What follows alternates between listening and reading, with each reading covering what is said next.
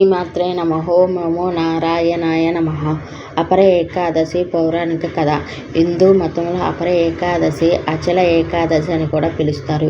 ఇది అత్యంత పవిత్రమైనదిగా మరియు పుణ్యమైనదిగా పరిగణించబడుతుంది. ఈ వ్రతాన్ని జ్యేష్ఠ మాసంలో కృష్ణపక్షం యొక్క ఏకాదశి తిథి 11వ రోజు నాడు పాటిస్తాం. అపర అనే పదానికి అపరిమితమైనది అని అర్థం. అంటే ఎంతో పుణ్యం.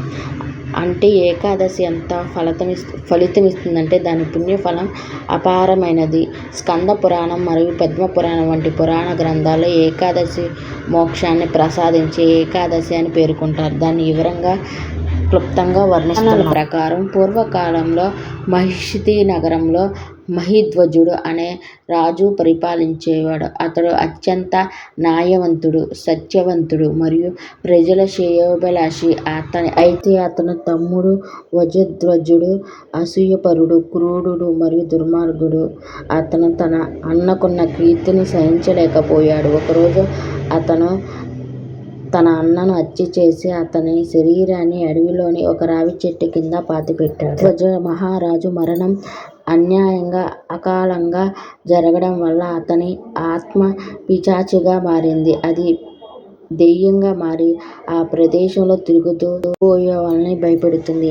ఆ ప్రదేశం భయంకరంగా మారడంతో ప్రజలు దానికి దూరంగా ఉండడం మొదలుపెట్టారు. ఒకరోజు ధౌముడు అనే ప్రఖ్యాత సన్యాసి ఆ ప్రాంతం గుండా వెళుతుండగా అతను తన యోగ శక్తుల ద్వారా రాజు యొక్క దుఃఖిస్తూ ఆత్మను చూసి దాని బాధకు కారణం తెలుసుకున్నాడు.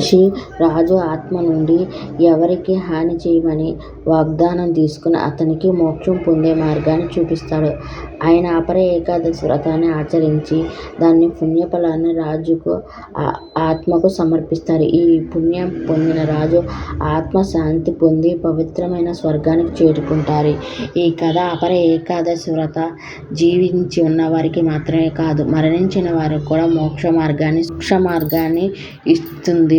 పురాణాల ప్రకారం అపర ఏకాదశి వ్రతాన్ని భక్తి శ్రద్ధతో క్రమం తప్పకుండా ఆచరించేవారు సకల పాపాల నుండి ముక్తి పొంది విష్ణులోకం పొందుతారు. ఈ వ్రతం వల్ల కలిగే పుణ్యఫలం అశ్వమేధ యాగ ఫలం,